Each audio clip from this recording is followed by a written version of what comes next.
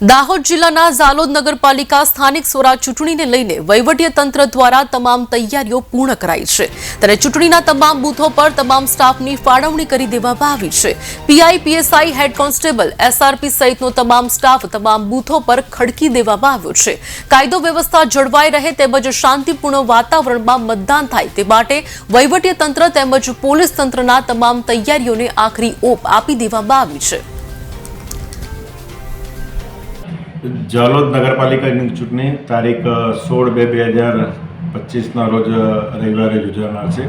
જે અનુસંધાને કાયદો અને વ્યવસ્થાની પરિસ્થિતિ જળવાઈ રહે તે અનુસંધાને જે બૂથ અને બિલ્ડિંગો પર છે પોલીસ કર્મચારી અને જીઆઈડી પોલીસ કર્મચારીઓની ફાળવણી કરવામાં આવેલી છે।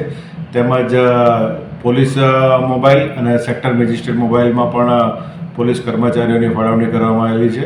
અને દાહોદ જિલ્લો એ રાજસ્થાન અને એમપી રાજ્યને સરહદોને લગતો જિલ્લો છે।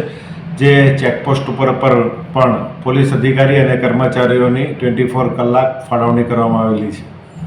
એમાં સર એસઆરપી કે બીએસએફ એવું કંઈ આમાં રાજ્ય સરકાર તરફથી એસઆરપીની ફાળવણી કરવામાં આવેલી છે। જે સંવેદનશીલ બૂથો અને બિલ્ડિંગો પર કાર્યરત રહેશે તેમજ ચેકપોસ્ટો પર અને જે સ્ટ્રોંગ રૂમ પર એમની પોતાની અગત્યની ફરજો બજાવશે।